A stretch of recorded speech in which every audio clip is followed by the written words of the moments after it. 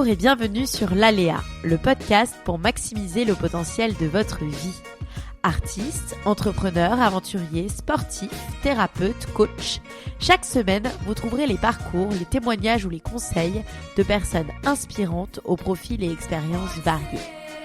Ma mission ? Vous guider dans vos cheminements, votre épanouissement et la poursuite de vos rêves, quels que soient les aléas que vous pourrez rencontrer. Je suis Laura Pouliken et dans la vie, je chéris les valeurs de l'audace, de la curiosité et du partage. Aujourd'hui, j'ai la joie de vous retrouver pour un épisode un peu spécial. Une interview croisée avec Claire Mondré, fondatrice du podcast Slower Stories. Ensemble, on parle des coulisses de nos podcasts respectifs, de notre vie et de nos questionnements d'entrepreneuse, mais également de bien-être et de développement personnel, thème de nos podcasts. Bonne écoute et rendez-vous sur nos comptes Instagram pour un concours en partenariat avec Anatae Matcha, thé vert récolté à la main au Japon. Bonjour Claire. Bonjour Laura, j'espère que tu vas bien. Bah ouais. Je suis contente de te retrouver aujourd'hui. Moi aussi, complètement. C'est un exercice qu'on n'a jamais fait ni l'une ni l'autre, de se confier un peu sur les backstage de nos vies, de nos podcasts et tout ça. Donc je trouve ça super chouette qu'on le fasse ensemble. Moi aussi, j'aime beaucoup l'idée et je l'ai parfois entendu, tu vois, dans d'autres émissions et on apprend toujours, il y a toujours une vision différente et du coup c'est hyper enrichissant, donc je suis contente. C'est clair, moi aussi. En plus j'adore, t'as un petit accent chantant à chaque fois qu'on parle, je t'en parle. Écoute, tout début j'essayais de l'effacer un petit peu et puis après je me suis dit ça sert à rien. Les gens trouvent ça finalement assez agréable. Oui, donc, moi je disais, c'est mon ça me identité. rappelle mes copines de Perpignan parce que j'ai mon petit village dans le sud à côté de Perpignan et donc ça me rappelle, j'adore. Oui. Mais écoute, je te propose de commencer par te présenter. Du coup, aux auditeurs, à tes auditeurs peut-être, et puis à mes auditeurs qui ne te connaissent pas forcément. Donc, mais écoute, avec plaisir. Alors, je suis Claire, j'ai 34 ans, je vis à Toulouse depuis bientôt 2 ans. Avant, j'habitais à Perpignan, comme on a pu l'évoquer, et je suis créatrice de contenu et podcasteuse indépendante. Je suis vraiment passionnée par ce que je fais, ça me nourrit beaucoup et j'ai aussi, je suis une grande passionnée, j'ai d'autres passions à côté de mon travail et qui m'animent beaucoup. Et voilà, je suis une grande amoureuse du Sud, je pourrais pas vivre ailleurs, c'est vraiment le soleil et la douceur de vivre qu'il y a ici sont vraiment indispensables à mon bien-être, donc je suis à ma place. Donc écoute, j'ai hâte aussi que tu te présentes et d'en savoir un petit peu plus sur toi. Et avec plaisir. Écoute, moi je m'appelle Laura, j'ai 33 ans, donc je suis maman de 2 enfants, un petit Gaspard qui a 6 semaines. Donc voilà, d'ailleurs ça fait longtemps que j'ai pas pris le micro. Je suis parisienne d'origine et expatriée pour la 3e fois. En ce moment, je vis à Dubaï. Je me qualifierais aussi comme audacieuse pour utiliser un adjectif. Et dans le domaine pro, alors ceux qui me connaissent savent que c'est pas forcément un exercice facile de me présenter parce que je fais beaucoup de choses, j'ai un profil slasher, mais on va dire que je suis toujours dans le même domaine, dans la communication digitale, et j'ai une mission qui m'anime, c'est transmettre, c'est raconter des histoires autour de marques, de personnalités, de projets. Concrètement, ça s'articule en plusieurs activités, plusieurs médias. Donc voilà, je fais de la production de contenu écrit, donc pour mes clients. Je fais de la production de contenu audio également pour mes clients et pour mes propres projets, dont mon podcast qui s'appelle l'Aléa. Et j'ai aussi une casquette de créatrice de contenu, mais là on va dire plus influence, donc comme toi, via des collabs sur mon site web et sur mes réseaux sociaux. Voilà. J'ai essayé d'être succincte. Donc, écoute, c'est une très belle présentation. Tu vois, j'ai moins développé que toi, mais finalement, je crois que ce qui nous réunit aujourd'hui, c'est qu'on a finalement à peu près la même activité et la même passion qui nous anime, celle de transmettre, de raconter des histoires. Donc c'est vraiment chouette et on a beaucoup, je pense, à partager toutes les deux. C'est clair. En tout cas, merci. Une très jolie présentation. Qu'est-ce qui t'a amené justement à créer ton émission de podcast ? Alors, moi, mon podcast, alors déjà depuis toute petite, moi, j'écris des histoires j'écris des livres, j'imagine des choses, et depuis toute petite aussi, je suis passionnée par l'interview, par l'exercice de l'interview. J'ai toujours aimé poser des questions, écouter des parcours de vie, m'inspirer des autres pour moi, ma propre évolution. Et donc j'ai commencé à rapidement, donc voilà, je me suis dirigée vers une école de commerce. Après, j'ai fait beaucoup de stages dans la j'ai eu l'occasion de faire énormément d'interviews. Donc par exemple, j'ai travaillé chez Melty, chez AB Productions, j'ai interviewé pas mal d'artistes pour ces médias, donc de Dorothée à Bernard Montiel, jusqu'à Mathieu Chédid, jusqu'à Phoenix également. Donc voilà, beaucoup d'artistes durant mon parcours, dans mes stages, et avec aussi une forte envie de, voilà, je me suis toujours un peu intéressée aux médias et aux médias radio également, à la télé aussi. Et donc comment ça s'est passé, c'est que il se trouve que quand j'étais en congé mat, j'étais complètement KO. J'étais alitée et même d'écrire, j'avais plus trop la force, et donc je me suis dit va falloir que je fasse quelque chose, et c'est là où j'ai commencé à découvrir en fait le média podcast. Et à me passionner pour le podcast Bliss Stories, qui est un podcast maternité pour ceux qui connaissent pas. Et en fait, je me suis complètement, j'adorais ce format, j'adorais ce format d'interview, ce format long où on rentre en profondeur dans cette société où on est un peu, voilà, la consommation de contenu court. Et donc dès que ma fille en fait est née, je me suis dit ok, j'ai vraiment envie de créer mon émission de podcast. Au départ, il y a plusieurs thèmes auxquels je réfléchissais, mais finalement il y en a un qui m'a toujours animée, c'est que j'étais toujours passionnée par les personnes, j'ai toujours très intriguée par les personnes qui prenaient des risques, par les personnes audacieuses. J'avais envie d'analyser finalement leur parcours, leurs secrets de réussite.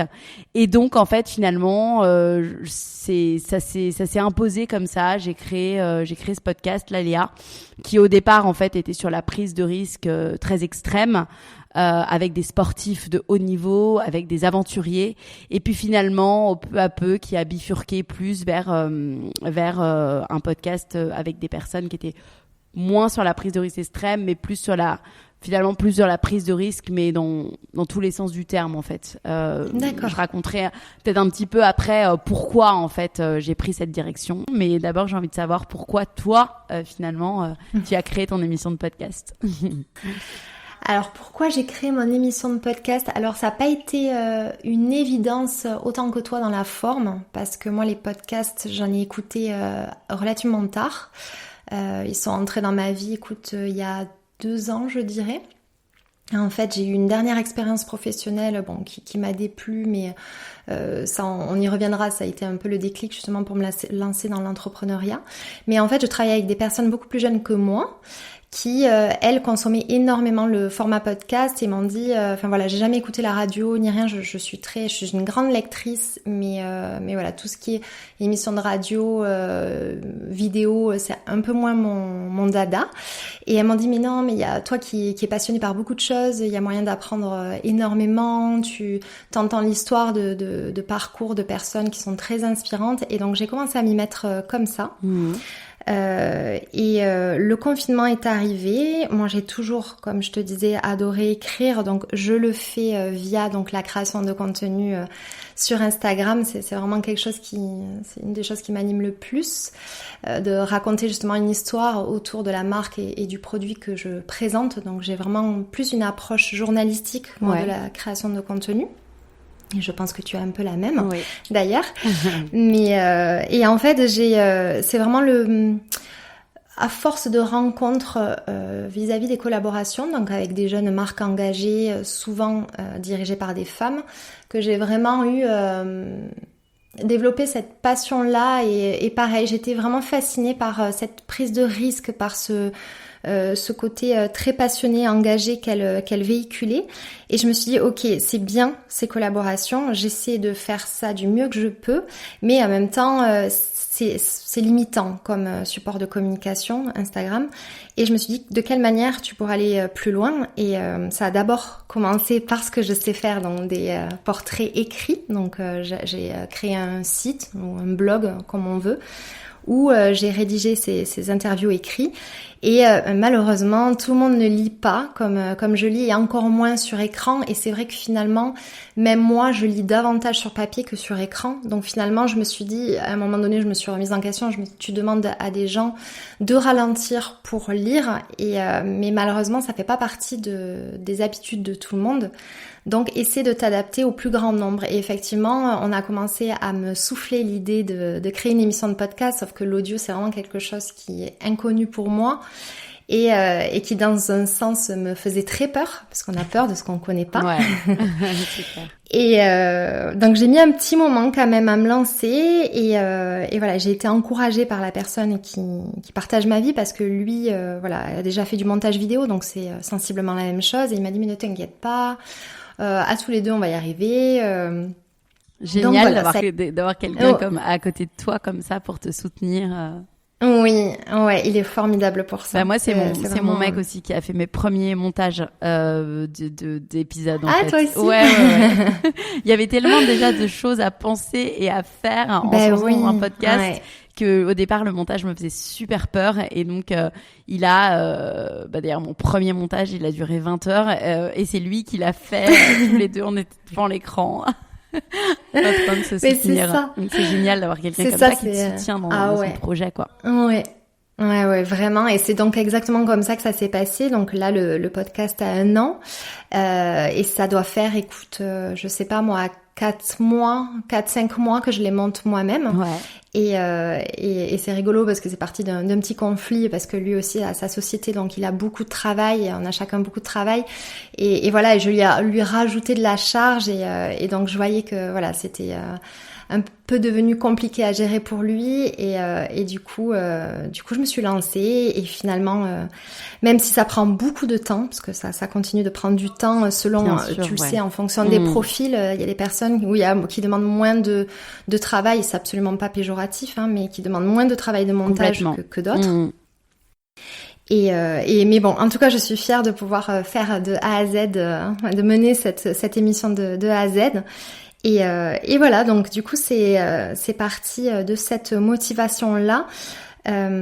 Après, pour ce qui est de la raison pour laquelle je l'ai créé, outre le fait de vouloir raconter une histoire, c'est que justement ces rencontres avec ces femmes, donc comme je te dis, généraient beaucoup d'admiration chez moi pour elles, et je crois qu'en fait au fond de moi j'avais aussi envie de me lancer en tant qu'entrepreneur, parce que je ne l'étais pas à ce moment-là. Et elle m'insufflait le courage et la légitimité dont j'avais besoin. À chaque fois que j'ai écouté justement leur parcours, que ce soit via un podcast ou parce que j'échange avec les marques avec lesquelles je collabore, je trouvais ça formidable et ça me donnait vraiment cette énergie, ça me nourrissait. Oui. Et à un moment donné, j'ai voulu le transmettre. Et voilà, c'est vraiment parti de là, et aussi par sororité, parce que j'aime beaucoup cette idée de se soutenir entre femmes, pas dans un mouvement contre les hommes, parce que c'est absolument pas, j'ai aucune animosité contre les hommes, vraiment pas de souci, pas comme ça que je vois ni la sororité ni le féminisme, mais parce que je sais qu'on a une manière de penser et d'être qui est différente, donc d'entreprendre qui est différente de celle des hommes, et j'avais vraiment envie de le valoriser, parce que on a quand même été assez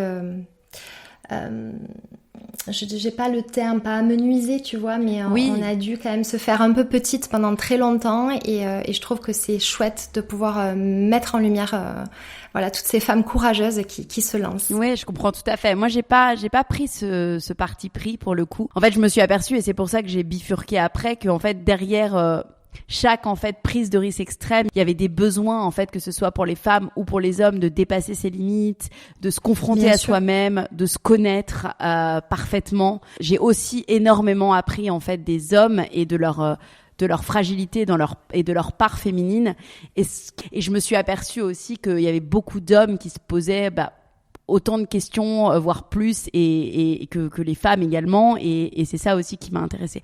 Mais je comprends tout à fait aussi ce choix d'aller sur les femmes. D'ailleurs, il y a beaucoup de podcasts aujourd'hui qui mettent en valeur très bien, comme tu le fais, les femmes, et je trouve ça génial.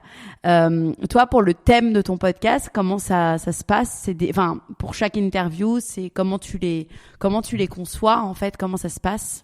Alors l'idée, c'est vraiment d'aborder et l'entrepreneuriat et en fait la personne que je vais choisir aura une activité dont le sujet amène à une manière de repenser en fait le monde, notre façon de consommer.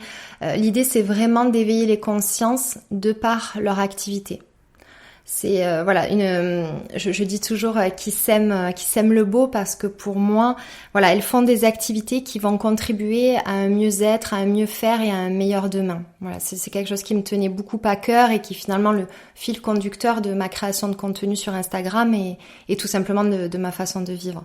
Voilà. Et toi? Aujourd'hui, j'ai à cœur du coup d'interviewer que ce soit des sportifs de haut niveau, des coachs en développement personnel, des écrivains par exemple à succès comme Raphaël Giordano, pour en fait finalement donner des clés aux auditeurs pour parvenir en fait à l'alignement, à la connaissance d'eux-mêmes et derrière à maximiser en fait le potentiel de leur vie, parce que je pense que sans la connaissance de soi, on peut pas parvenir à l'alignement et à la maximisation du potentiel de nos vies, tout simplement. Mais c'est finalement cette prise de risque extrême qui a amené ce cheminement vers cet alignement. Puisque derrière, en fait, chaque prise de risque extrême, il y avait vraiment ce recueil avec soi-même. Et c'est pour ça, en fait, que j'ai effectué cette bifurcation.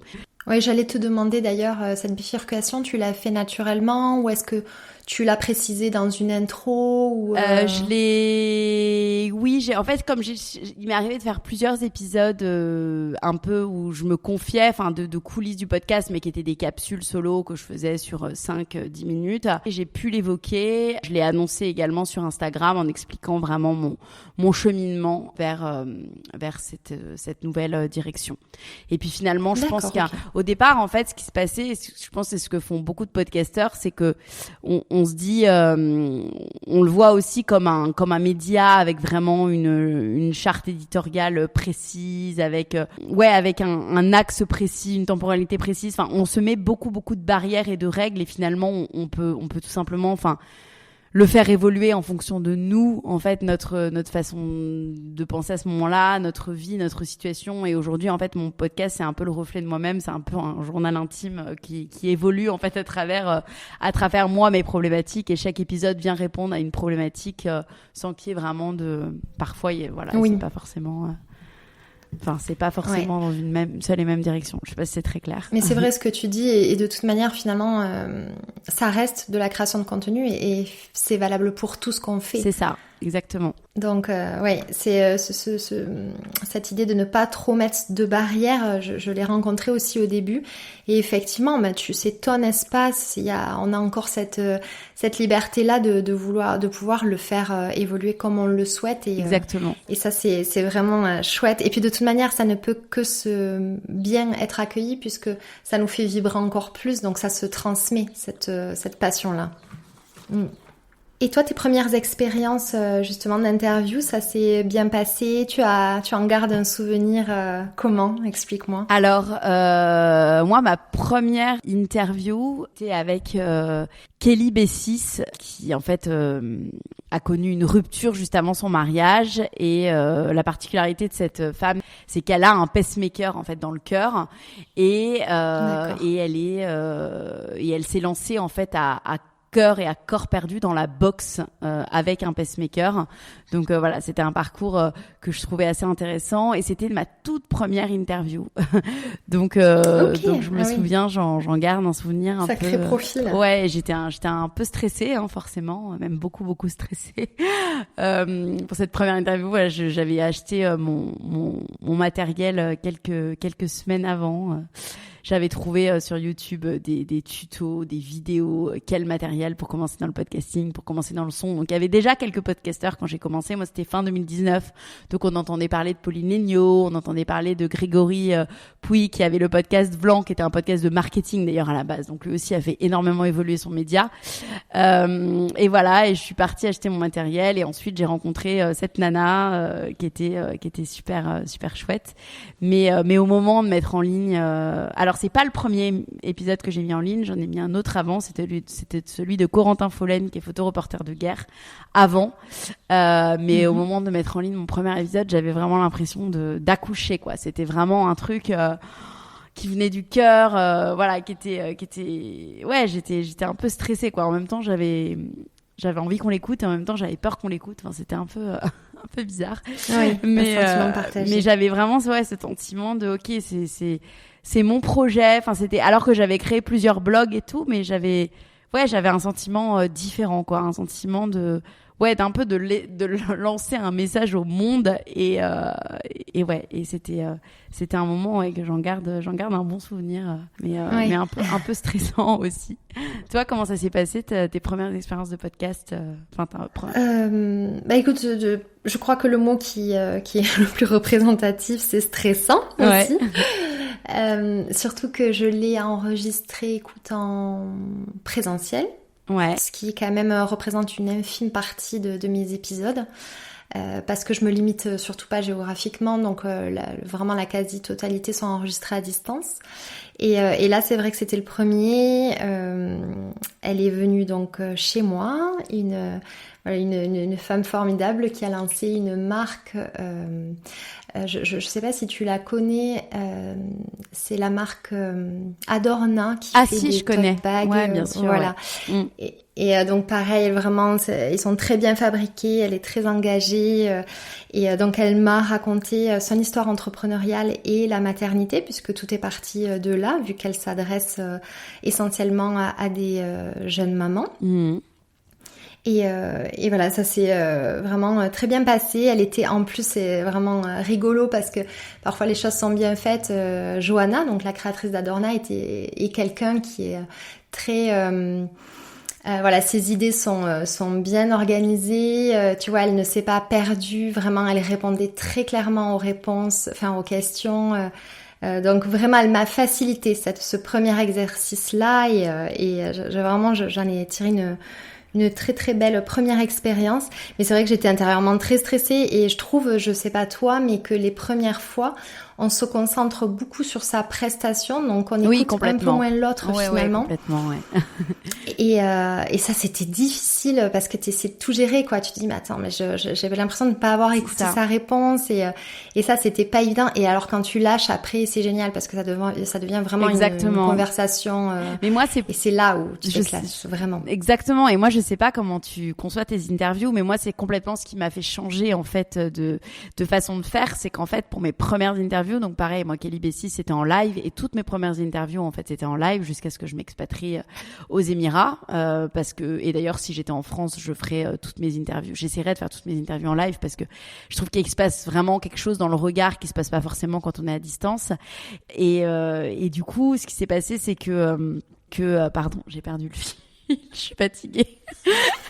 Je dors 3 heures par nuit. Il n'y a aucun souci. Qu'est-ce que je voulais... Ah oui, et c'est ce qui a changé ma manière de concevoir mes interviews parce qu'au début, en fait, moi, j'écrivais toutes mes questions les unes à la suite des autres et donc, du coup, je me concentrais sur mes questions et je perdais un peu... c'est cette spontanéité de la conversation et donc du coup aujourd'hui je ne fais plus du tout de questions quand je fais mes interviews. Ah oui. En fait j'écris des thèmes en fait. Alors je passe une matinée à me renseigner sur la personne, tout ce que je peux lire, tout ce que je peux écouter, tout ce que je peux regarder, je le fais et après j'écris des thèmes. J'écris par exemple thème enfance, après thème entrepreneuriat avec des questions, tu vois, des 10 questions dedans mais qui sont même pas des questions, qui sont des points en fait que je veux aborder ou que je peux aborder et après après, je viens piocher en fait dans ces petits thèmes, petites sous-parties, petites questions en fonction de ce que va me dire la personne. Et je fais plus du tout des questions en mode quel va être ton enfant, quelle a été ton enfance, quelle a été cette expérience et tout ça. Parce qu'en fait, je me suis rendu compte que j'étais trop sur mes questions et que on perdait en fluidité et en échange, et que finalement derrière, je me rendais compte que j'avais pas du tout écouté la personne et que je redécouvrais au montage ce qu'elle m'avait dit. Donc toi, je sais pas comment tu conçois justement ces épisodes et ces interviews. Est-ce que tu fais pareil ou est-ce que tu es dans l'impro total? Alors non, je suis pas dans l'impro total parce que je crois que c'est tout simplement pas mon fonctionnement. Donc je me rédige toujours des questions qui vont rythmer l'interview. Ouais. Et vraiment, je dis à l'autre personne que ces questions-là, elles sont vraiment comme un fil de... J'aime pas, c'est pas le mot conduite. Fil rouge. On va vraiment sortir... Ouais, voilà, c'est un fil rouge. Mais que, en fait, je écoute vraiment, du coup, les réponses de l'autre. Et de ces réponses-là découlent des questions que je ne m'étais pas notées. Et voilà, on s'interdit rien. Mais c'est des questions auxquelles je souhaite vraiment répondre. Du coup, elles restent comme un fil rouge, tu vois. Et je les transmets, du coup, en amont à ma future invitée. Qui les prépare si elle le souhaite. Alors il m'est arrivé très rarement qu'on me dise non, moi j'ai pas envie de les recevoir, mais en général elles aiment bien les voir avant. Et voilà, et du coup c'est vrai que maintenant, étant à l'aise avec l'exercice, ça me ferme pas du tout de porte, tu vois, mais ça me rassure et je sais qu'au moins j'aurai les réponses à ces questions-là. Oui. Et après, tu vois, vraiment le champ des possibles est ouvert et systématiquement, de toute manière, tu fonctionnes comme ça aussi. Les réponses amènent à d'autres questions. Bien sûr. C'est là où c'est hyper intéressant, quoi. C'est ça, exactement. Et on ne reste pas campé comme ça sur nos questions. Et voilà, ça Mais ce qui était un exercice que je faisais dans mes années journalistiques. Moi, juste avant de partir à Dubaï, j'étais animatrice d'événements et sur un after work en fait à Paris. Et donc j'avais interviewé par exemple Justine Hutto. Et là, on préparait vraiment les questions et les réponses. Donc c'était un petit peu une des formations. Oui, en plus c'était vrai que toi c'était ton métier. Moi, c'est pas mon métier. C'est plus une passion que j'ai transformée en métier. Et parce que je crois que de toute manière, à partir du moment où tu es curieuse et que tu es à l'aise avec les mots et ça ne peut que bien se passer, mais donc effectivement du coup il faut le temps de s'approprier sa façon de faire. C'est ça. Et puis il y a quelque chose qu'on ne s'est pas dit, c'est que moi mon podcast du coup n'a qu'un an, mais toi ça fait un peu plus longtemps que ton podcast existe, il me semble. Oui, moi je l'ai lancé, donc tu vois, j'ai eu l'idée en juillet 2019 quand j'étais à la fin de la grossesse pour ma fille, et je l'ai lancé, tu vois, ça a fait quand même, je l'ai lancé en décembre 2019. Tu sais, le temps que ça se mette en place et tout ça, parce qu'au début, il y avait une peur en fait, il y avait une peur de prendre la parole et de m'exprimer à travers ce média, et puis de trouver évidemment le thème qui m'allait bien, le nom aussi. Ça a été l'objet d'un gros brainstorming avec mon mec pendant plusieurs soirs, et je l'ai lancé en décembre 2019. Donc aujourd'hui, ça fait, tu vois, 2 ans, un peu plus de 2 ans et demi, c'est ça, un peu plus de 2 ans et demi. Ouais, du coup ça fera 3 ans bientôt. Ouais. Et oui, et du coup, tu sors un épisode à quelle fréquence ? Alors, au départ, j'étais tous les 15 jours. Puis, à un moment donné, j'ai été toutes les semaines. Et là, je suis partie en congé maternité, donc ça fait un petit moment que j'ai pas publié. Mais à la fin, la dernière année, on va dire que c'était un épisode par semaine. Ouais, un épisode par semaine. D'accord, ah oui. Ouais. Ok. Et toi ?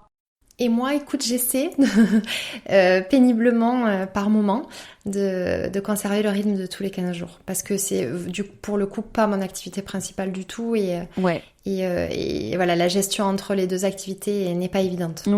Ouais, non, mais c'est ça que ça, je veux dire, j'ai l'impression de pas avoir le temps de me retourner, que c'est déjà 15 jours ont passé, tu vois, et du coup, c'est un petit peu difficile, mais bon, j'aspire à y arriver, à me tenir à ce rythme-là. D'ailleurs, moi non plus, c'est pas mon activité principale, mais j'essaye, tu vois, quand je suis au rythme d'un épisode par semaine, je me dis, voilà, ça me prend en tout un jour et demi de travail par semaine. Donc j'essaye de m'y tenir. Mais d'ailleurs, toi, comment tu choisis tes invités et comment tu tiens, enfin c'est quoi un petit peu ton process en fait dans le podcasting ? Alors d'ailleurs, juste avant de t'expliquer ça, ce qui, je trouve, tu vas me dire, hein, mais qui est pas évident justement aussi pour tenir le rythme, c'est de synchroniser, tu vois, nos agendas avec les personnes qu'on souhaite interviewer. Ouais. Ça parfois, ça te recule, tu vois, si t'as pas d'invité d'avance, je trouve que c'est très difficile de garder le rythme quand la personne n'est pas dispo, quoi. C'est ça. Tu peux pas, tu vois. Bah moi, c'est pour ça qu'en général, j'ai toujours en fait, moi, je tiens un tableau. Que je dois à ma copine podcasteuse Frenchie autour du monde, Adèle. Écoutez son podcast si vous l'avez pas encore fait. C'est un podcast pour où elle interview. Voilà, c'est les voyages qui ont du sens. D'accord. Et en fait derrière, elle tient un tableau avec un tableau Excel tout simple où elle note le nom de la personne, donc le nom des personnes auxquelles elle pense. Donc moi, c'est ce que je fais en fait. J'ai un tableau que j'ai remanié à ma sauce où en gros, dès que je vois une personne auquel je pense, et ben je le mets dans ma colonne du tableau. En fait, c'est un peu mes inspirations. Après, le thème potentiel auquel je pense avec cette personne. Ensuite, est-ce que cette personne, je l'ai déjà contactée? Donc en général, moi, je contacte par Instagram ou par mail. Si la personne m'a répondu, je le note. Si la personne m'a pas répondu, je la relance. Ensuite, est-ce que je note si mon interview a été faite ou si elle a pas encore été faite, la date à laquelle elle doit faire. Ensuite, mon visuel de communication s'il a été fait. Ensuite, si l'épisode a été mis en ligne. Et en fait, depuis que je tiens ce tableau, ça fait un peu plus d'un an que je tiens ce tableau. Et ben en fait, il se trouve que je suis jamais à court. Mais écoute, je fais, c'est drôle parce que j'ai exactement le même outil. Sauf que voilà, je manque un peu de temps pour le tenir parfois à jour. Donc je pense à des personnes, tu vois, je vais les enregistrer sur Instagram où tu sais, on peut enregistrer les posts. Donc j'ai un dossier où j'ai marqué, tu vois, que j'ai intitulé prospection, interview. Il faudrait que ces personnes-là, je les prenne et que je les mette dans mon petit tableau. Mais voilà, parfois je manque un peu de temps pour faire ça. Mais j'ai exactement le même outil et effectivement ça aide beaucoup. Maintenant voilà, je pense qu'il faut que je me dégage peut-être un petit peu plus de temps pour gérer ça, mais oui, enfin, moi sans ces outils je pourrais pas fonctionner. Hein, bah oui, complètement. Ouais. Bah avant moi pendant plus d'un an j'étais sans outils, mais bon c'était c'est sûr que c'est plus galère. Oui, je suis Madame Tableau après. Hein. Ouais. C'est vrai qu'il y a des personnes qui fonctionnent avec d'autres outils, tu vois, mais c'est vrai que moi, ils me permettent de garder le fil et d'y voir plus clair. Ouais. Peut-être trop de tableaux, du coup, si j'arrive pas tous à les gérer, tu vois. Donc voilà, et après, comment je fais pour les choisir c'est ça, c'est de la prospection Instagram par moment. Je défile et puis je vais tomber sur un profil qui me plaît, pour lequel j'ai un coup de cœur, ou carrément parfois des collaborations où vraiment j'ai eu pareil un crush pour la fondatrice et tu vois, ça va se faire comme ça. Mais c'est vraiment voilà, du moment qu'elle répond quand même à ce fil rouge, cette motivation du podcast de partager des femmes qui se sont lancées dans un business qui permet de rendre demain meilleur. Voilà, c'est vraiment ce qui compte pour moi. D'accord, donc essentiellement par tes collabs et par Instagram. Exactement. Ouais. Bah, c'est sûr que ou des conversations parfois, bon tu sais, quand on rencontre quelqu'un, mais... Ouais. Et toi? Et moi, écoute, Instagram aussi pas mal. Des lectures aussi, tu vois, je lis Le Point par exemple assez régulièrement. Donc dans la rubrique culture ou dans la rubrique sport, il peut m'arriver d'avoir envie d'interviewer une personne dont je lis le profil ou l'article. Et puis de plus en plus, c'est ce que tu dois connaître de toute façon avec ton métier. Je suis contactée par des agences de presse, des attachés de presse, des maisons d'édition. Oui. Vraiment. Là, en ce moment, je reçois pas mal de mails par semaine. Donc, mais moi aussi, je crois que c'est devenu petit à petit, ça devient un vrai média. Pas mal, ouais. Ça fait déjà 6 mois, tu vois, que je suis de plus en plus contactée. Et là, ça s'est accéléré, c'est vrai, ces dernières semaines, quoi, ces derniers mois. Où ça devient vraiment un moyen, un média en fait comme un autre. Oui. Donc et du coup, je sais pas ce que t'en penses, mais je trouve que l'approche elle est différente et que ça remet quand même en question ce côté l'aspect financier dont on parlera peut-être. Ah bah oui, complètement. Parce que c'est quand même c'est les agences presse nous contactent, c'est que c'est bien que ça prend une tournure professionnalisante comme Instagram et ouais, on peut totalement parler en toute transparence de ça, de notre manière de fonctionner à toutes les deux. Donc je t'ai coupé du coup, excuse-moi, mais ouais, non, mais je te disais, voilà, je crois presque terminé. Ouais, c'était Instagram, c'était moi le point personnellement parce que je lis beaucoup ce magazine. Et puis les agences de presse, pas mal, où je vais piocher. Je prends pas forcément tous les profils, loin de là. Et puis aussi, moi aussi très peu. Voilà, c'est les agences de presse et puis également En ce moment, je reçois pas mal de newsletters de maisons d'édition. Donc derrière des auteurs, c'est comme ça que j'avais interviewé Raphaël Giordano. Je vais sûrement avoir Laetitia Milo aussi sur le podcast parce que en fait derrière elle a écrit un livre et c'est la maison d'édition qui me suggère ce profil. Donc c'est comme ça que ça se fait essentiellement. Et puis ça peut arriver, mais c'est un peu plus rare que des auditeurs me suggèrent des profils ou que des personnes souhaitent que je les interviewe, viennent me proposer leur propre profil. Moi, ça m'arrive de plus en plus. Ouais, en général, moi, je donne pas forcément suite parce que j'ai bien en tête les profils que je veux, mais je peux avoir un coup de cœur pour une histoire. Toi aussi, ça t'arrive de...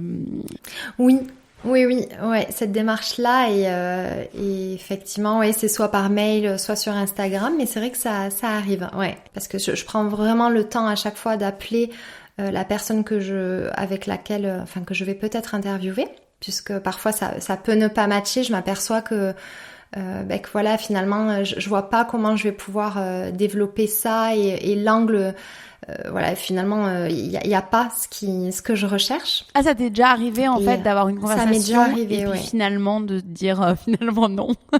Merci, au revoir. Ouais, ça arrive. Ouais, c'est rare, mais ça arrive où vraiment, finalement, je m'aperçois que pas que son histoire n'est pas intéressante, mais que je peux pas prendre tu vois, la route que je voulais prendre avec elle. Voilà.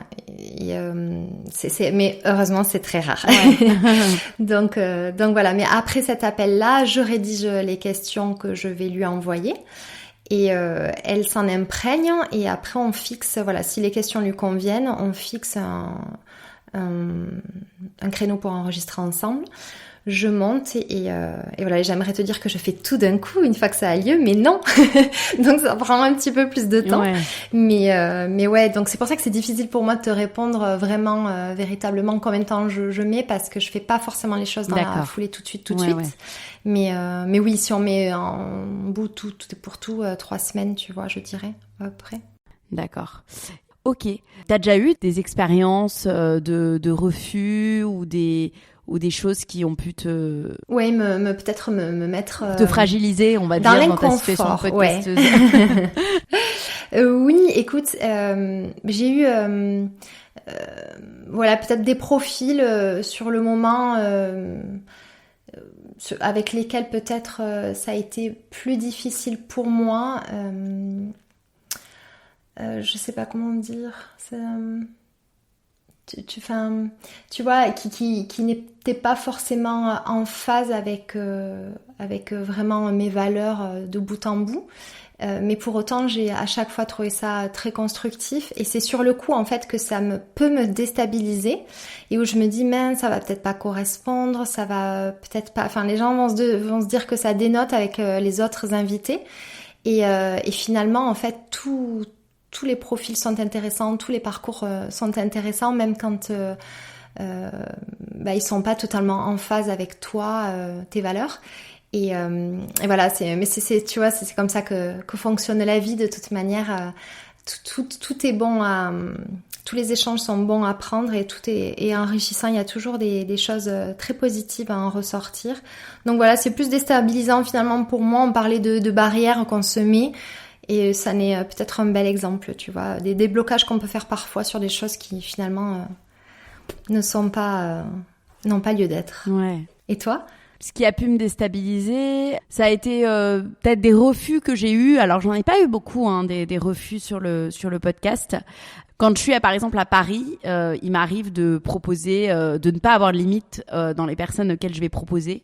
Après, quand je suis à distance, j'ose un peu moins parce qu'à distance, ça peut toujours être un peu plus chaotique et j'ai pas envie de me décrédibiliser. Il peut y avoir quand même des couacs techniques. Mais donc, j'ai proposé en fait à Cédric Clapiche, qui au départ m'a dit oui. Et donc, j'étais super contente et tout ça. Et en fait, au fur et à mesure du temps, je voyais qu'il me répondait de moins en moins, mais moi je le relançais et il a fini par me dire je ne le ferai pas, point. Voilà, sans autres explications. Et ça a pu me déstabiliser parce que je me suis remise en question. Je me suis dit ok, est-ce que j'ai fait quelque chose de mal? Est-ce que je l'ai approché d'une manière qui ne lui m'avait pas convenu parce que au départ il m'avait dit oui. Et finalement il m'a dit voilà qu'il avait un tournage à ce moment-là qui s'était calé et voilà. Donc ça j'étais hyper dégoûtée. Pareil, une fois j'ai un homme politique qui m'a dit, qui au départ m'a répondu en fait, qui était assez ça aurait pu se faire et puis finalement au dernier moment qui m'a dit non. Mais bon sinon non. Après dans les interviews que j'ai faites il y a des choses qui m'ont remué mais pas forcément plus. Oui. Parfois, c'est pas mal d'émotions et. Oui. Ça, c'est vraiment aussi quelque chose. Et pour ce qui est des personnes que tu interviews, elles jouent toujours le jeu de partager après les épisodes. Alors, ça, c'est un vrai. Je savais pas si j'allais l'aborder celle-là. Ça, c'est un vrai truc dans le podcasting. Ouais. Je me suis sentie mal à plusieurs reprises de devoir relancer la personne en essayant d'être le plus aimable possible. Est-ce que vous allez partager donc maintenant j'essaye de le tourner en fait dans mon mail de départ, voilà, où je leur dis qu'est-ce que ça pourrait leur apporter en fait de partager. Donc souvent c'est à votre communauté ou à votre audience de vous découvrir sous un autre angle sur des sujets que vous n'avez pas forcément abordés, ce qui peut être enrichissant aussi du coup pour vous en fait, en essayant de jouer de la casquette là vous vous dévoilez d'une autre manière dans laquelle vous n'êtes pas forcément dévoilé auparavant et ce qui peut pousser un peu la personne à partager. Du coup elle se dit ok c'est vrai mais sinon après oui il m'est arrivé de relancer et d'avoir aucun retour derrière, aucun repartage derrière. Donc c'est très contrariant dans notre boulot de podcasteur parce que pour le boulot que ça demande derrière de pas avoir de repartage, mais d'un autre côté c'est le jeu, ils n'ont rien signé, enfin ils ne sont engagés à rien. Donc toi comment ça se passe vis-à-vis de ça? Écoute, de la même manière que toi, sauf que c'est vrai que je relance pas. Ah ouais, d'accord. Je relance pas parce que je crois que j'ai pas encore. C'est quelque chose que j'ai du mal à comprendre, pour tout avouer. Du coup, je me dis qu'à partir du moment où la personne dit oui, c'est qu'elle y trouve quand même un intérêt. Ouais.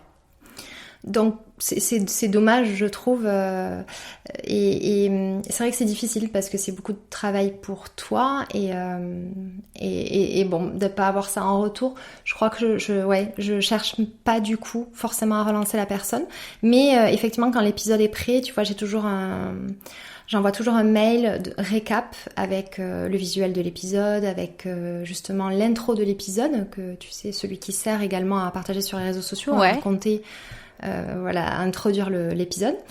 Et voilà, et dans ce mail-là, je dis n'hésite pas à partager autour de toi, la personne qui gère ta communication s'il y a.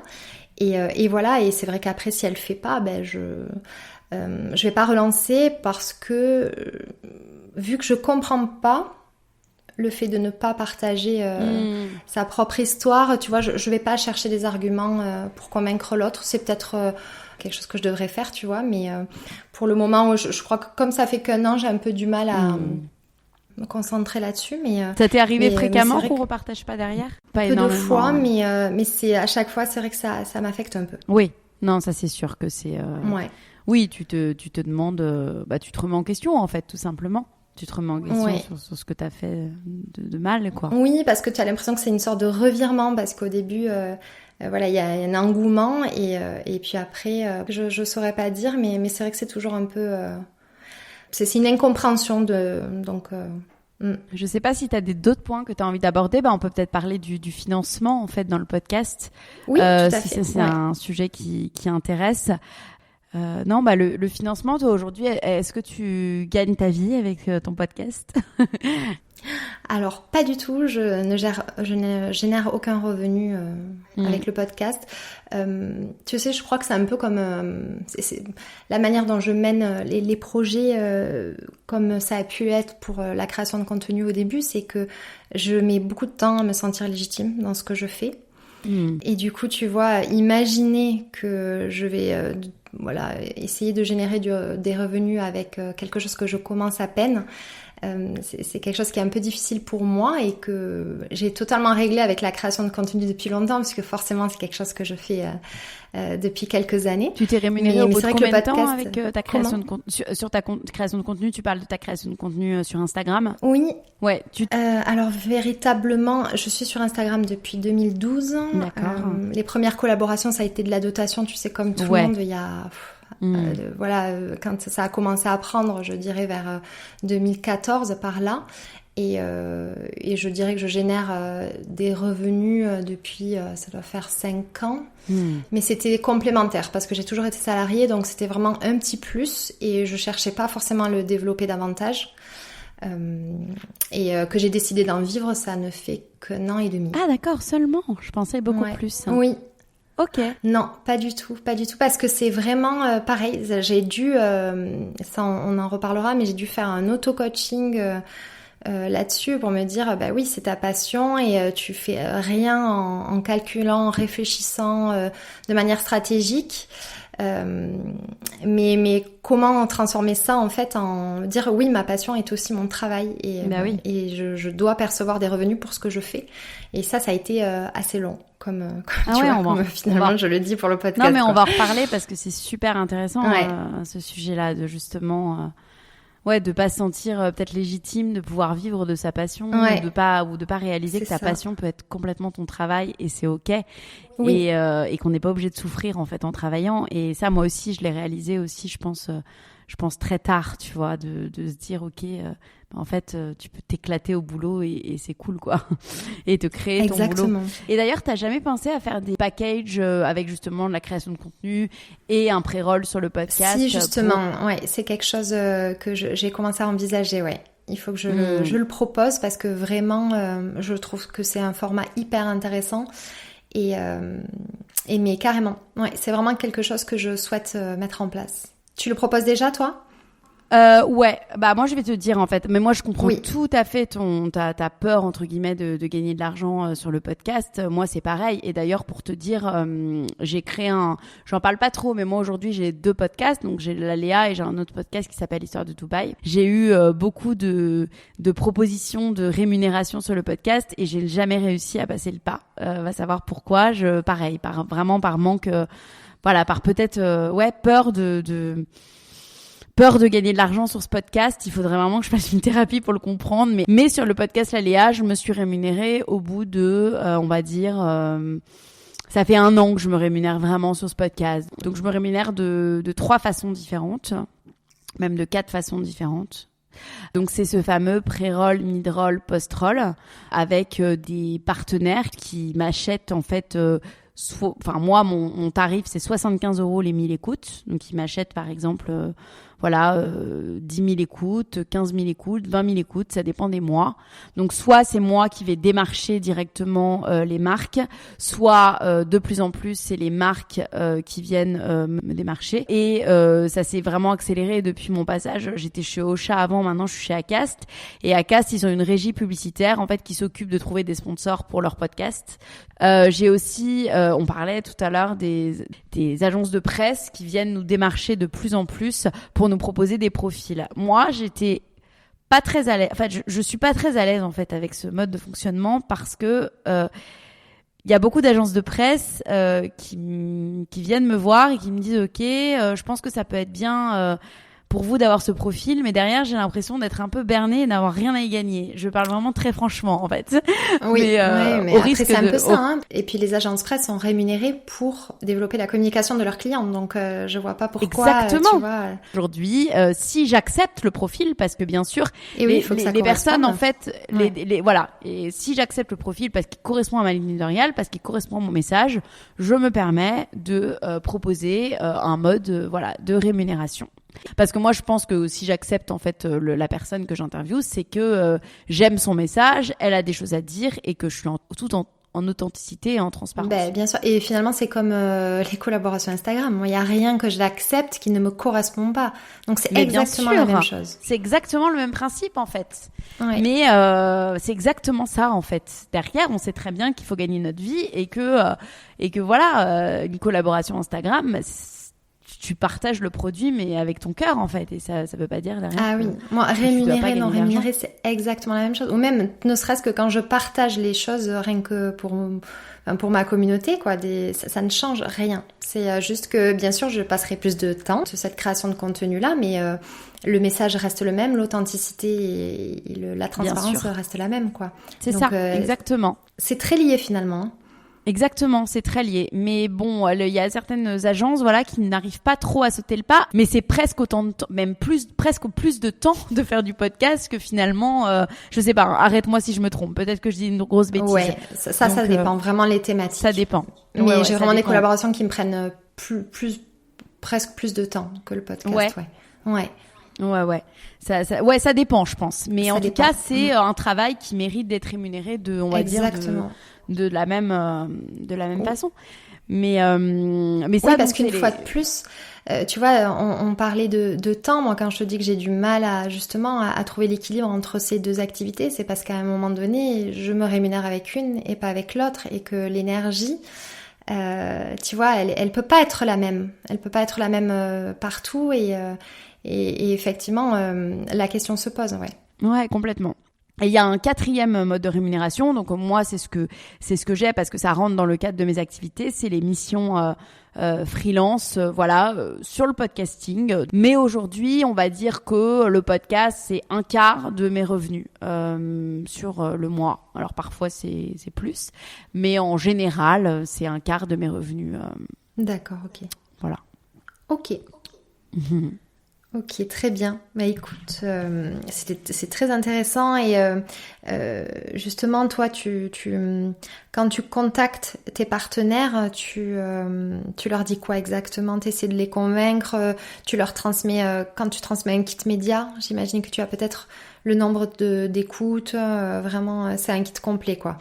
Oui, j'ai ma baseline de mon podcast, en fait, le pourquoi finalement du podcast. Ensuite, les écoutes mensuelles avec la temporalité du podcast. Des indications de classement aussi. Mon podcast, il est souvent dans le top 10 dans la catégorie santé mentale.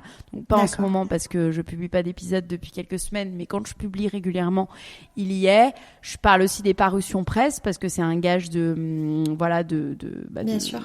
sérieux, quoi. Enfin, T'as démarché des agences presse pour ça d'ailleurs, pour les parutions presse, ou parfois il y a eu comme ça? Oui, au début beaucoup. Okay. Au début, je contactais même les journalistes pour leur proposer mon podcast avec mon kit média, et après c'est venu naturellement.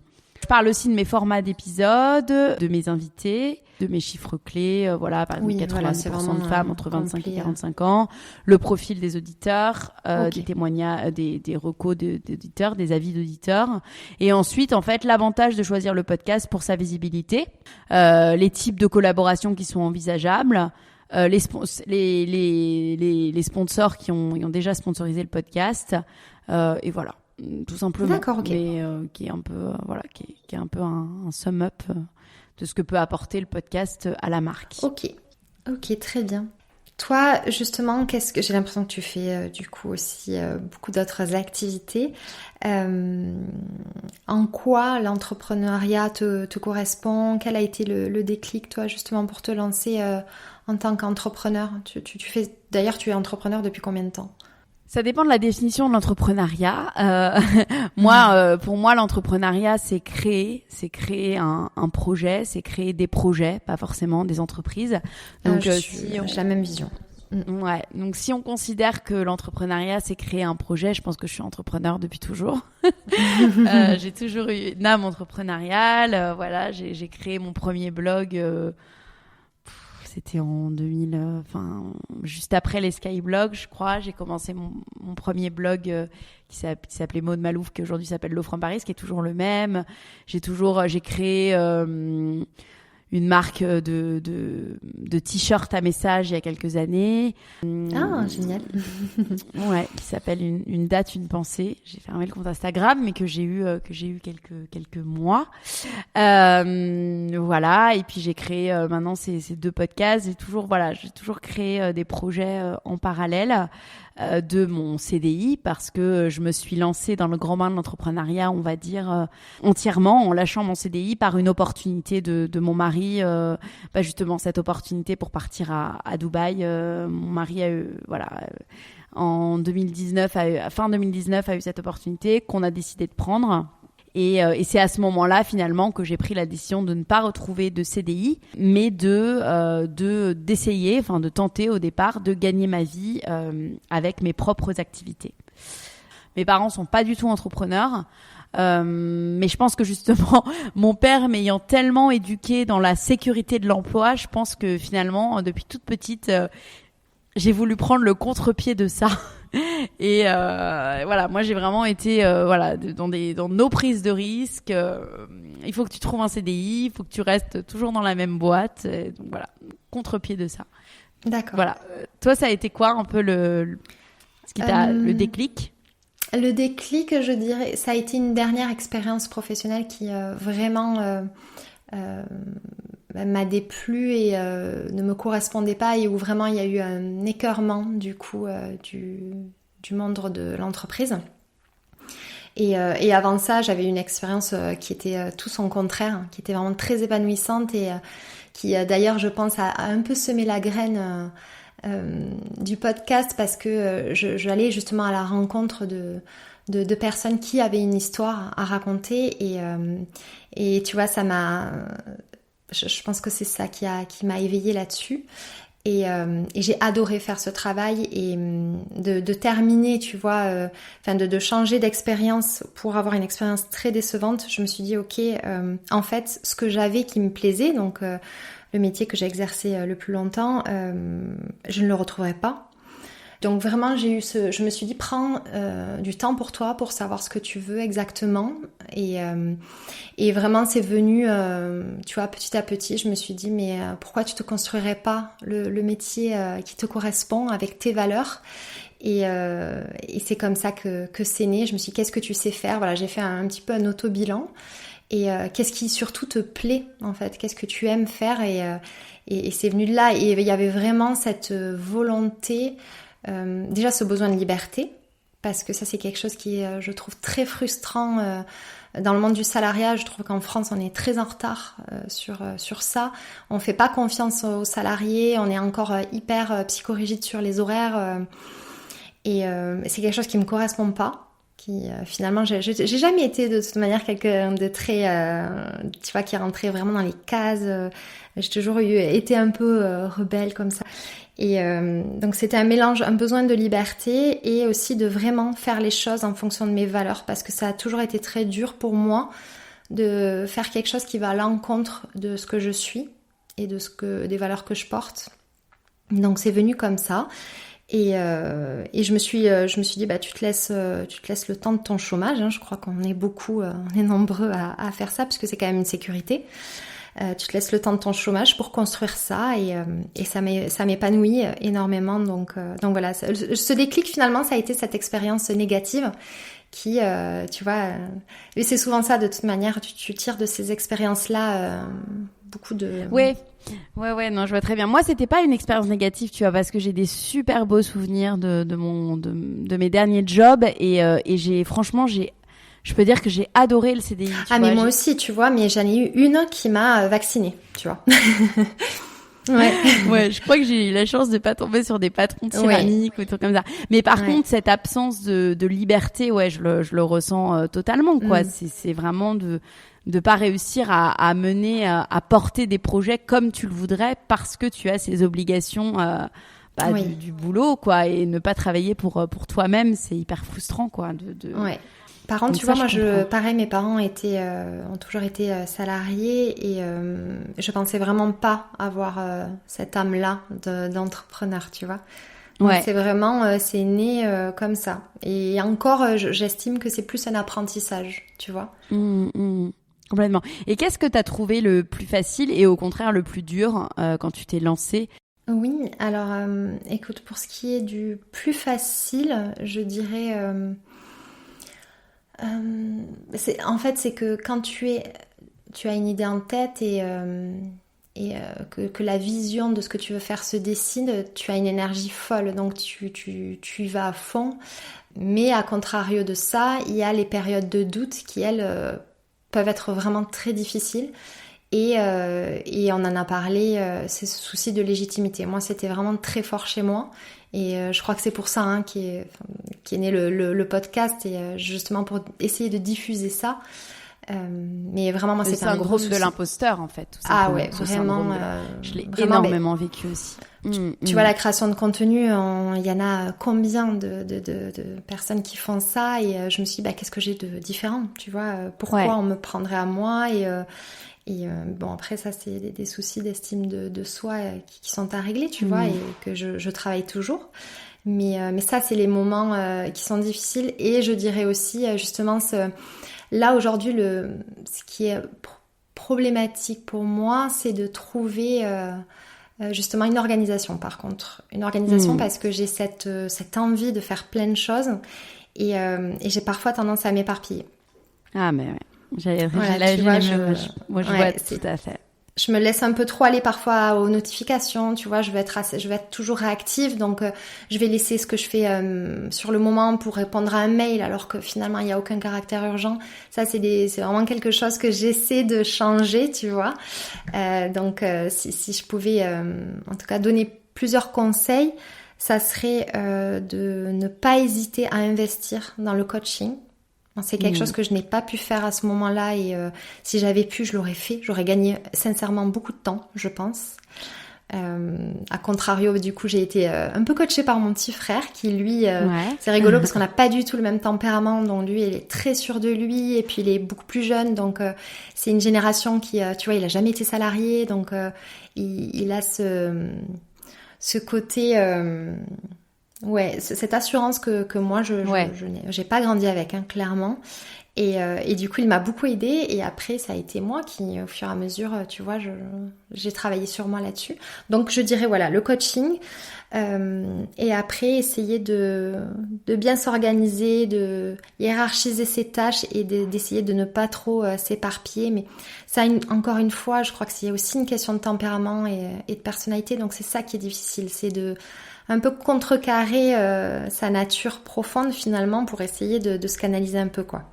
Ouais, exactement. Ouais, je rejoins tout à fait ce que tu dis. Et toi? Moi, c'est pareil. Et au début, justement, ce qui a été très dur, c'est que en freelance, on a tendance parfois à dire oui à tout parce que tu as cette peur de manque. Donc ce qui a été très dur, en fait, c'est au départ avec cette peur du manque, finalement, de dire oui à beaucoup de choses qui n'étaient pas forcément dans ma mission, dans ma vision et dans mes valeurs. Et ça a été très dur, cet éparpillement à cause de cette peur du manque. Donc au départ, coup, c'est ce que j'ai voilà, c'est vraiment ce que j'ai trouvé le plus dur. Moi je suis comme toi, tu vois, je suis en plein dans cette période-là, mais par contre, c'est que des projets qui justement me correspondent, et j'arrive pas à dire non, tu vois, parce que je me dis, mais si ça arrive à toi, il faut que tu dises oui. Et puis effectivement, il y a cette peur du manque, quoi. Ouais. Et ouais, c'est ça. Et puis de vouloir. Et ce qui a été très dur aussi, c'est que justement déjà de me lancer dans plusieurs projets. Donc ça a été. J'avais mon podcast Laléa. J'avais comme au début, j'étais social media manager et copywriter en agence et en entreprise quand j'étais en CDI. Je voulais continuer ces activités, puis développer mon podcast. Puis j'avais créé un autre podcast qui s'appelle Histoire de Dubaï, qui marchait bien. Et puis j'avais l'influence. Et puis j'étais chroniqueuse radio aussi à Dubaï. Alors là, donc, je sais pas du tout comment tu faisais, en fait. Je t'avoue. C'est ça, en fait. J'avais 10 chevaux en même temps, et puis finalement, je disais oui à tout, et puis je voyais que mais mon énergie partait partout et ne se maximisait pas finalement sur 1, 2, 3 choses qui me rapportaient, en fait, qui m'apportait le plus de valeur, qui était voilà. Donc ça, ce travail de priorisation que j'ai fait aussi grâce au coaching a été complètement indispensable. Et j'ai décidé de me concentrer, voilà, sur les 3 choses qui me faisaient le plus vibrer, mais qui a demandé, voilà, une introspection de ma part. Et c'est déjà beaucoup. Pardon ? Et c'est déjà beaucoup. Et qui c'est déjà énorme. Et oui. en plus, je me suis aperçue, et je pense que tu le vois aussi, quand on canalise notre énergie sur une seule et même chose, ça décolle d'autant plus, et j'ai jamais autant bien gagné ma vie sur l'aléa que depuis que j'ai arrêté mon autre podcast Histoire de Dubaï, en fait. Et c'est c'est clairement ça. Donc moi, c'est ça qui a été dur, et ce que j'en retirerais, c'est vraiment faire ce travail de plateforme de marque sur ces projets. En gros, c'est ce que je fais moi aujourd'hui sur chaque projet, c'est qu'en fait la plateforme de marque, c'est le fait de se dire c'est pour ce projet, quelle est la mission, quelle est ma vision, quelles sont mes valeurs. Et si t'es pas capable de répondre à ces questions, abandonne le projet. Et je dirais aussi, tu vois, si je devais donner un autre conseil que j'ai encore du mal à appliquer et je n'ai pas d'enfant, c'est de parfois s'accorder des moments pour travailler hors de chez soi. Ouais. Parce que ça, je trouve qu'au bout d'un moment, c'est compliqué. On peut se sentir peut-être un peu isolé. Et aussi, ça nourrit moi, je sais que ça m'a toujours nourri. Justement, c'est ça que j'ai adoré dans le salariat quand j'avais une super équipe. C'est d'être portée par cette énergie de groupe qui me manque souvent. Et c'est voilà d'accorder des moments quand on le peut pour aller travailler dans des espaces coworking si on en a la possibilité, parce que ça a un coût aussi, ou sinon d'aller travailler simplement dans un café parce qu'il y en a d'autres qui le font, et ça peut être je pense vraiment sympa. Moi, il faut que je réussisse à le mettre en place, tu vois, mais ce qui est pas évident, c'est que la création de contenu, je la fais chez moi. Il y a que l'administratif finalement que je peux faire à l'extérieur.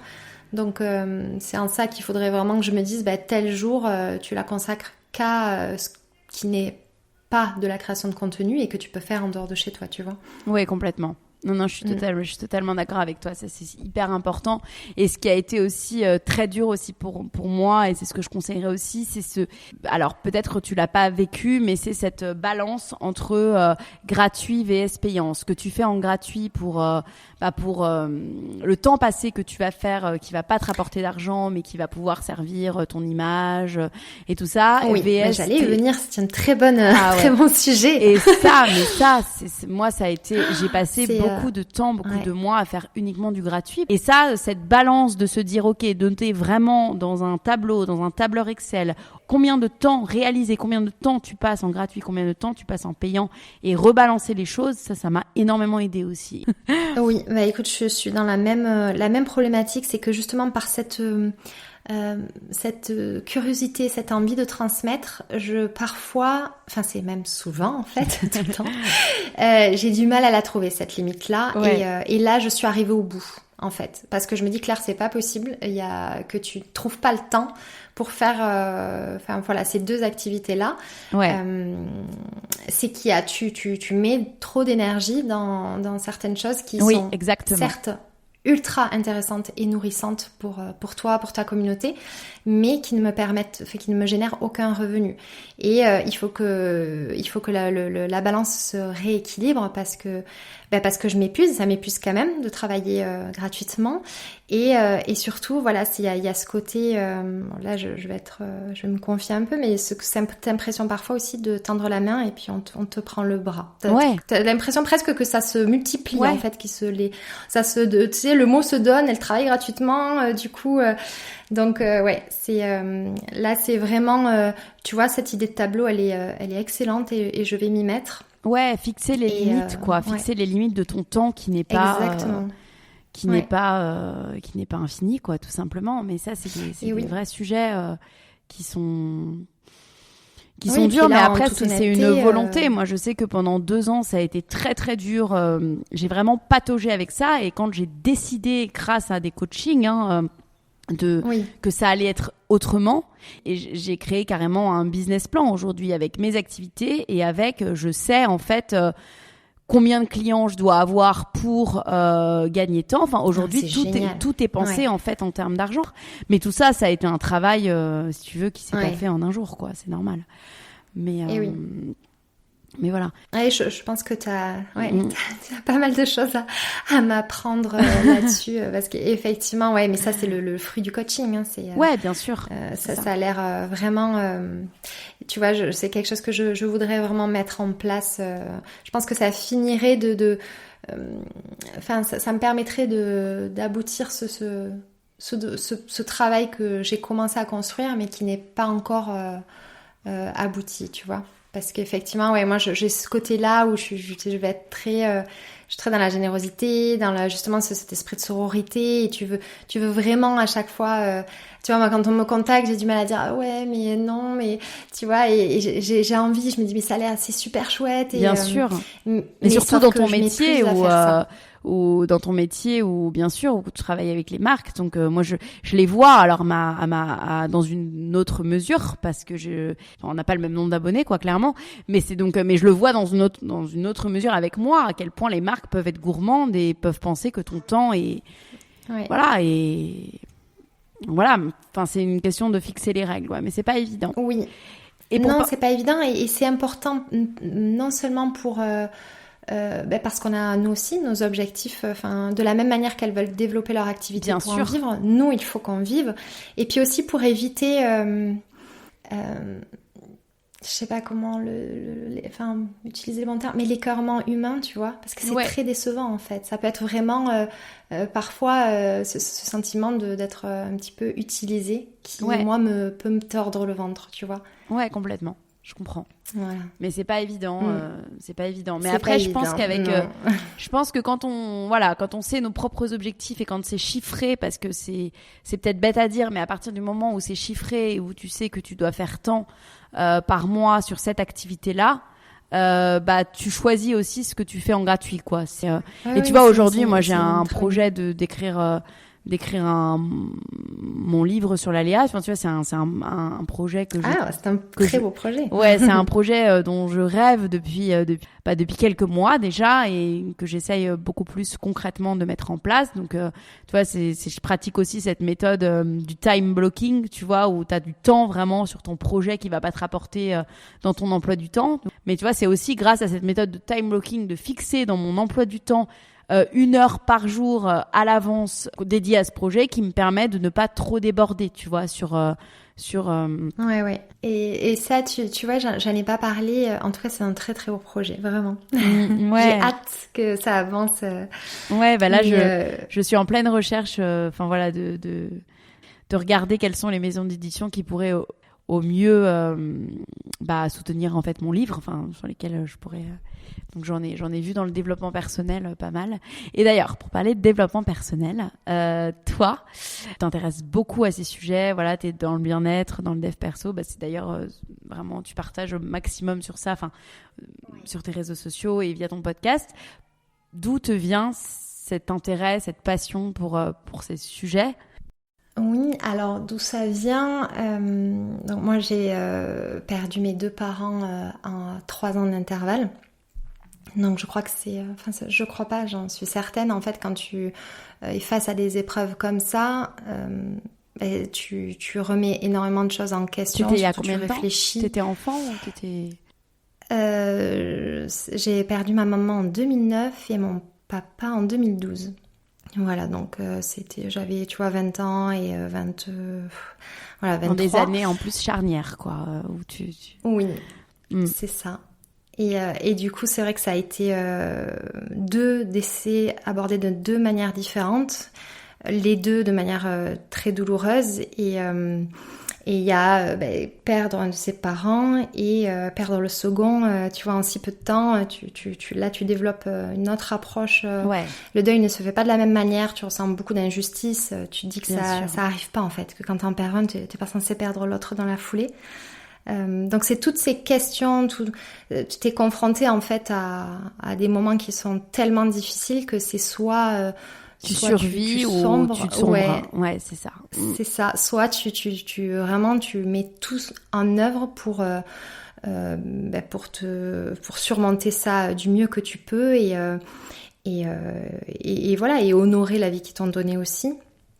Donc tu vois, moi à l'époque j'ai fait le travail Je savais même pas que ça s'appelait du développement personnel, tu vois, mais je me suis mis j'ai vu bien sûr un psychiatre parce que ça c'était indispensable. Moi on va en parler, mais j'ai de l'anxiété. Je traverse des périodes d'anxiété et donc forcément ça a réveillé de l'anxiété très forte chez moi au décès de mon papa, donc après ma maman. Et donc j'ai dû voir un psychiatre et c'est là où j'ai vraiment commencé à m'intéresser à tout ce qui était naturel pour aller mieux. Mais par toi-même ou quelqu'un s'est occupé de toi parce que t'étais jeune quand même, et si t'as un petit frère je crois, donc...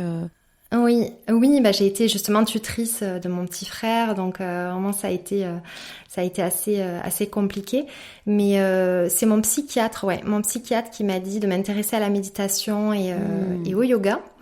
Et du coup, c'est comme ça qu'est rentré le yoga dans ma vie. Et je dirais que toute la transformation, elle est née du yoga.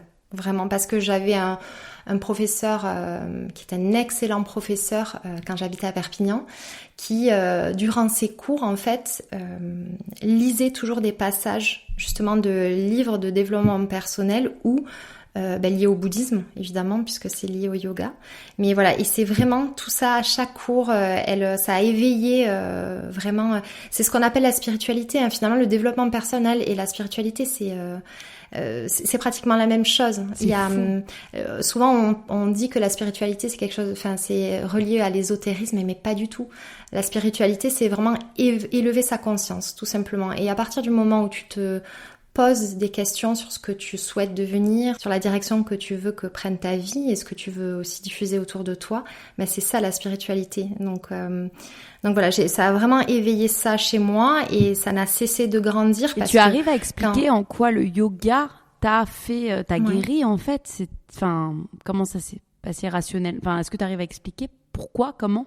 Oui, alors justement par cet éveil-là. Ouais. Et par la maîtrise du souffle, déjà l'importance du souffle, c'est ce que t'apprend le yoga en premier. C'est qu'avec la respiration, tu es capable de surmonter énormément de choses.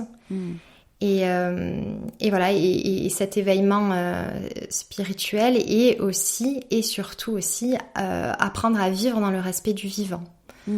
Voilà, à vraiment comprendre que tes gestes et tes décisions ont un impact sur les autres et sur la planète, et la sensibilisation elle est née là, quoi. Donc tu vois, j'ai entamé ce travail il y a 10 ans. D'accord. Ça m'aide des mon histoire. C'est pour ça que quand je dis que le yoga m'a sauvé la vie, il m'a réellement sauvé la vie. Par le souffle en fait, par ta gestion de la douleur, par le souffle en fait, Oui. Ouais, et par cette transformation que ça a engendré chez moi, quoi. Dans tout ton être, ouais. C'est ça. Mais ça m'a transformée. Vraiment. Après, il y a des gens qui arrivent au yoga, tu vois, pour le côté physique, parce que c'est physique. Mais moi, c'était pas du tout ça. Ça a été vraiment d'abord cet éveil spirituel et m'apprendre la respiration. Moi, j'en suis pas arrivée là, tu vois. J'ai essayé plein de fois le yoga, et là, encore il y a 2 jours, tu vois, j'ai fait une séance et j'arrive pas encore à sentir. Je sais que c'est bon, mais je suis pas encore dans ce truc où vraiment ça devient vital, tu vois. Ça devient vraiment une routine, comme on entend parler des gens qui font du yoga, ils peuvent plus s'en passer, quoi. Ça devient vraiment une hygiène de vie, mais parce une routine. Que je crois que je n'ai pas encore dépassé ça, tu vois. J'arrive pas encore à dépasser. Parce qu'il faut peut-être que tout simplement tu trouves ton truc à toi, tu vois. Moi, c'est le yoga qui m'a qui m'a amené à l'éveil spirituel. Mais toi, tu peux t'éveiller spirituellement avec autre chose, tu vois, avec ton contact avec la nature, en lisant, et du coup à côté de ça, faire une activité qui t'apprenne à respirer, et toutes les activités, finalement, tu peux pas faire d'activité physique sans respirer. Donc tu vois, peut-être que toi, ton truc, c'est de faire, je sais pas, je vais dire n'importe quoi, mais de la natation. Tu vois, je suis pas pour dire faites tous du yoga, c'est merveilleux. Non, ça correspond pas à tout le monde. Ouais, non, mais c'est sûr. Mais je pense que ça a des bonnes vertus quand même. Moi aussi, je suis très angoissée de nature, et donc je pense que ça a des bonnes vertus, tu vois. J'ai envie un peu de dépasser ce truc parce que je sais quel bienfait ça peut apporter derrière, tu vois. Parce qu'à chaque fois que j'en fais, d'ailleurs, je me sens bien, mais c'est juste que voilà, c'est pas encore dans mon quotidien. Mais c'est vrai que c'est il faut. Après, tu vois, j'ai pas été moi de ces personnes qui dès qu'ils ont découvert ça, ils en ont fait 5 fois par semaine. Pas du tout. Ça a été une construction, parce que j'ai jamais été quelqu'un qui aimait le sport. Donc tu vois, je préfère lire un livre que me bouger un petit peu, à l'époque, me bouger les fesses, tu vois. Et c'est vraiment venu sur le tas quand j'ai vu les bienfaits que ça avait sur moi, physiquement et mentalement, que j'y ai pris goût. Et je me suis dit, non, arrête de faire ta feignante, parce qu'en fait, tu te sens tellement mieux après que ça vaut le coup de se bouger, tu vois. Ouais, bien sûr. Et c'est un outil parmi d'autres qui me permettent, moi, d'apaiser mon anxiété, même si je crois que l'anxiété, c'est le travail de toute une vie, honnêtement. Parce que tu crois toujours que que c'est bon, t'es armé, que tu l'as dépassé, qu'elle t'emportera jamais, et en fait, c'est faux, quoi. Toi, c'est quoi ton rapport au bien-être, juste ? Alors, j'ai toujours vécu des grandes périodes d'anxiété. J'étais une enfant qui était très anxieuse. Je pense que je me suis jamais confrontée vraiment à moi-même et à mes parts d'ombre. Voilà, j'avais une crise d'anxiété, je prenais un peu d'homéopathie, puis le lendemain ça passait. Et puis voilà, quand je suis arrivée à Dubaï et que je pense que ça correspond aussi à la naissance de ma fille, j'ai plus pu faire autrement que de comprendre en fait d'où venaient ces problèmes, d'où venait cette anxiété, parce que c'est mon corps qui a commencé à parler. J'ai commencé à avoir des douleurs inexpliquées, pas comprendre ce que j'avais, faire des radios, prendre des antidouleurs, des choses comme ça qui ne servent à rien. Puis vivre totalement dans la douleur, en fait, dans la douleur permanente, constante, qui ne s'en va jamais, à aller voir des médecins qui ne savent pas, qui ne comprennent pas, qui me disent que j'ai rien, qui me disent que je suis dépressive, qui me foutent sous antidépresseurs, que je ne prends pas parce que c'est encore pire. Et puis jusqu'au jour où je suis complètement déprimée, je deviens l'ombre de moi-même, et puis je me décide à me tourner vers de la médecine alternative. Et puis je vois que quand je commence à avoir une énergéticienne, d'ailleurs que j'ai reçue sur mon podcast, ça va un petit peu mieux, et puis la douleur part. Mais quelques semaines après, la douleur revient.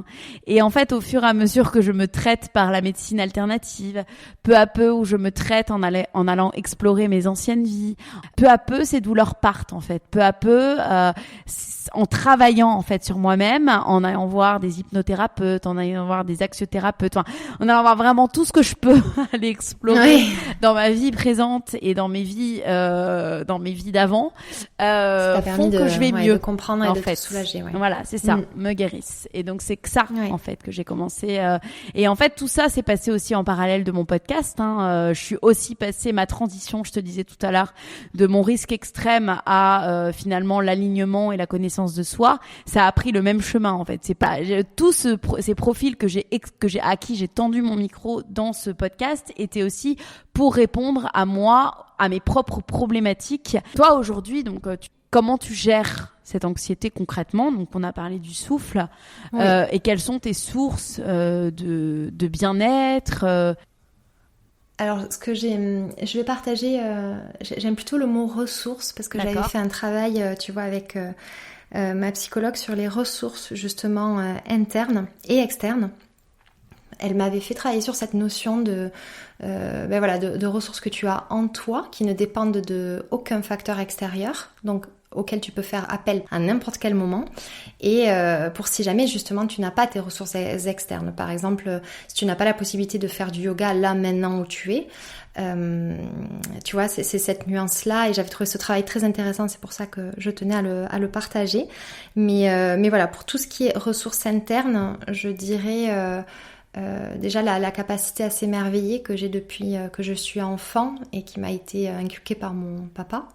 J'ai vraiment cette capacité à trouver le beau dans toutes les choses qui m'entourent, que ce soit, je sais pas, moi, tu vois, je vais voir une feuille voler, j'exagère, mais voilà, je suis vraiment en capacité de m'émerveiller parce que j'ai vu une feuille par terre, parce que y a un rayon de soleil qui forme, tu vois.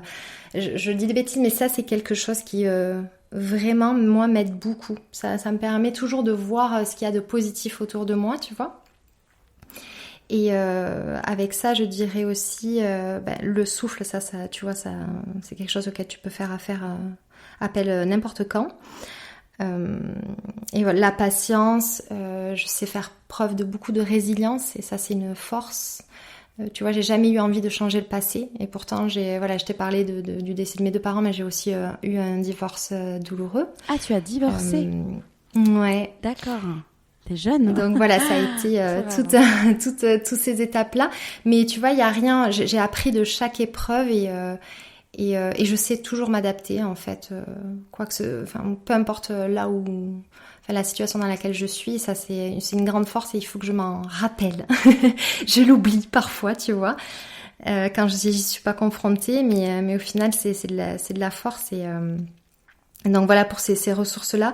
Et le silence aussi. Le silence et à contrario la musique aussi me font énormément de bien. La nature, je l'ai pas évoqué, mais me balader, tu vois, dans la nature, ça me fait énormément de bien. Mais ça, c'est plus une ressource externe, effectivement, à laquelle j'ajouterai donc le yoga, comme on l'a dit, la lecture, parce que ça, c'est une passion, je crois que c'est ma première passion.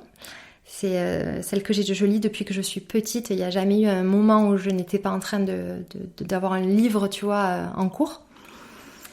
Et c'est assez méditatif pour moi. Et après, j'essaie d'intégrer la méditation, mais c'est un peu plus difficile. Ouais. Mais en tout cas, quand t'as de l'angoisse qui se manifeste, tu fais tout ça, quoi. Tu réussis à la canaliser avec tout ça. D'accord. Ouais. Et et je suis en capacité aussi de maintenant voir ce qui est compatible ou pas avec mon anxiété. Tu vois, par exemple, mon travail aujourd'hui, je sais quand je travaille trop, c'est anxiogène. Si je passe trop de temps à switcher, tu vois, entre toutes les notifications, les mails, travailler à 200 à l'heure sur les écrans, ça c'est totalement anxiogène. Je sais qu'au bout d'un moment j'ai un poids sur la poitrine et là je sais qu'il faut que j'arrête. Il faut que tu arrêtes, il faut que tu prennes du temps pour toi. Ouais, je comprends. Exactement. Ok, d'accord. Et toi? Et moi, bah écoute, je suis en chemin. Quand j'ai des périodes comme ça de douleur et d'angoisse, j'essaye. J'ai pas vraiment de solution magique, mais j'essaye vraiment maintenant d'avoir au moins une journée off vraiment par week-end, enfin par semaine en fait, parce qu'avant je travaillais au moins un petit peu le samedi, au moins un petit peu le dimanche. Donc maintenant j'essaye vraiment d'avoir une journée entière où je ne pense pas au travail et où je suis déconnectée avec mon mari et maintenant mes enfants. M'écrire des lettres aussi à moi-même, je le fais pas mal aussi, tu vois, quand je vais pas bien. Ah, ça c'est chouette. Ouais, j'essaye de m'écrire en fait des lettres, tu vois, pour me rassurer en fait, tu vois ce que je veux dire. C'est comme si, tu vois, j'écrivais, ça marche pas mal ça. C'est rigolo parce que c'est un conseil que m'a donné une masseuse énergéticienne justement que j'ai vue il y a pas longtemps. Et il faut que je le fasse, tu vois, et je sais pas pour quelle raison. Moi, j'ai un blocage vis-à-vis de ça, tu vois, par contre. Ah ouais. Et bah, moi, alors j'adore écrire, hein. Ouais. Mais tu vois, quand il s'agit de sortir ce que tu as, je suis bloquée. Ah ouais, d'accord. Ouais, bah c'est vrai que c'est pas évident, moi. mais bon, ça, c'est vrai bénéfice en fait, parce que vrai, tu relis, totalement. Tu écris et tu relis. Le peu de fois que je l'ai fait, je trouve. Ouais. C'est ça. La respiration aussi, comme tu dis, hein, la respiration carrée. Moi, je fais la respiration carrée. Tu vois, inspirer 5 secondes, bloquer 5 secondes, expirer 5 secondes. Ça, c'est vrai que quand je suis en crise, et ça, c'est Arnaud Gérald, qui est champion du monde d'apnée, que j'avais reçu sur mon podcast, qui pratiquait ça pour faire un peu le vide dans son esprit. Ça aide énormément, ouais. C'est ça. Et je dirais que la difficulté, tu vois, elle est de ne pas lâcher ça, même quand tu te sens très bien. Exactement. Et ça, c'est tout à fait ça. C'est une routine à prendre, en fait. Ça, c'est totalement ça. Ouais. C'est même quand ça va bien, avoir cette routine. Totalement. Exactement. Totalement. Et justement, tu m'offres la transition de dire que le tout, en fait, c'est de... Tu vois, c'est là où je trouve que l'essor du bien-être depuis le confinement a ça de bon, c'est que elle nous ouvre à la connaissance d'outils qu'on n'est pas obligé de tout faire. Hein, exactement. Il y a aussi cette pression-là qui est aux antipodes du bien-être, de devoir à tout prix mettre 1000 routines, faire toutes les tendances qu'on entend. Il faut vraiment tester, voir ce qui nous convient, ce qui est aussi possible de mettre dans son quotidien. Parfois, il y a des choses qui ne sont pas possibles à appliquer. Et après de garder cette habitude-là, de ne pas être trop ambitieuse en se dire oui je vais faire ça. Enfin voilà, énormément de rituels parce que on nous bourre le crâne de ça. Non, déjà en trouver quelques-uns et les appliquer tous les jours, c'est déjà beaucoup. Et voilà, c'est trouver ce qui nous correspond. Ouais. C'est ça. Au début, ça demande des petits efforts, mais après, ça, si on a trouvé ce qui nous correspond, ça rentre naturellement, quoi. Ouais, et puis chacun ses outils, chacun ses moments, et puis chacun ses déclics aussi pour s'y mettre et pour s'y mettre, parce que il y a des personnes, tu vois, toi t'as eu le décès de tes parents, moi j'ai eu ces douleurs qui sont venues taper, voilà, il se peut que votre moment ne soit pas là, et donc il y a aucune obligation à être dans le bien-être et dans le dev perso si c'est pas le moment, et voilà, et chacun son moment. Non, mais en fait. c'est ça. Et puis en général, de toute manière, c'est quand tu sais, cette phrase qui est galvaudée, que tu dis que c'est quand tu touches le fond que tu trouves voilà, toute la force que tu as en toi et cette envie de changement. Mais moi, je crois que c'est... en fait, ça peut pas arriver autrement. Si t'es bien, si t'es pas confronté à des épreuves, si t'es pas confronté à de l'anxiété, pourquoi tu te poserais toutes ces questions? Il n'y a pas ce besoin, donc il faut pas aller créer un besoin qui n'est pas là, quoi. Mais écoute, ça m'a fait vraiment plaisir d'échanger avec toi.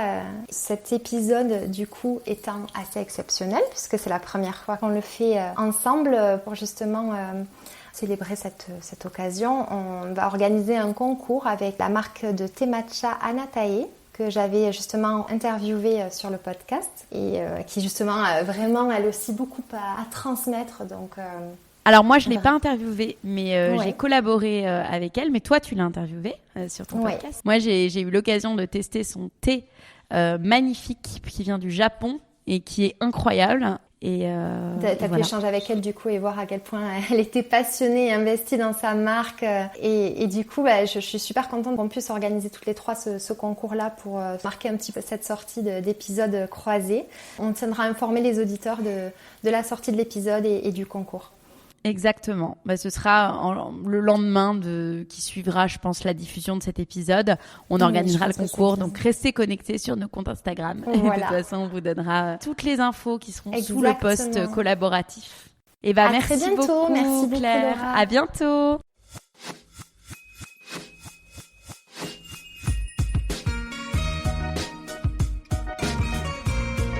Cet épisode est maintenant terminé. En espérant qu'il vous ait plu, je vous donne rendez-vous maintenant sur le compte Instagram lalea.podcast pour découvrir les coulisses de l'interview.